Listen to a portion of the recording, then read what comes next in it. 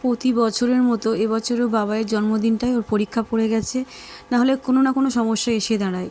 আর সময়টাও খুব একটা ভালো যাচ্ছে না, মনটাও খুব একটা ভালো নেই, শরীরটাও ভালো নেই। তার মধ্যে দুপুরবেলা ওকে আমি ওর 5 রকম ভাজা, ডাল, মাছের কালিয়া, একটা সবজি করে দিয়েছি, চাটনি, পায়েস, এমনি চিপস, ক্যাডবেরি যা যা ভালোবাসে সব কিছু করে দিয়েছিলাম।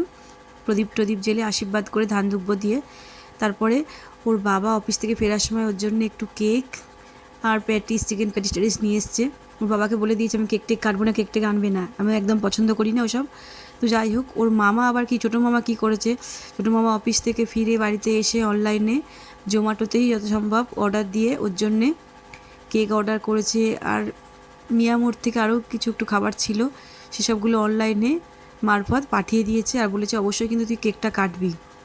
তো এমনিতেই একদমই কেক টেক কাটা পছন্দ করে না, মামা যেহেতু বলে দিয়েছে, তো মামার কথা মতোই কেকটা বসে বসে কাটলো। আমি বার্থডে উইশ করলাম, তো হাসি মুখ নিয়েই কেকটা কাটলো। পরীক্ষাও চলছে, তার মধ্যেই এইসব সমস্যা এসে গেলে আর কি করা যাবে। তারপরে প্রজেক্টের প্রচুর চাপ দিয়েছে, প্রচুর লিখতে হচ্ছে, রাত জেগে প্রজেক্টগুলো করছে। আর বন্ধুরা, তোমরা একটু আশীর্বাদ করো আমার ছেলেকে, যেন অনেক ভালো থাকে, অনেক বড় হতে পারে। সবাই একটু ভালোবাসা দিও, আশীর্বাদ করো। ঠাকুরের কাছে এটাই প্রার্থনা করি, ও যেন অনেক ভালো থাকে, অনেক বড় হতে পারে, ভালো মানুষের মতো মানুষ হতে পারে, আর কিছুই না।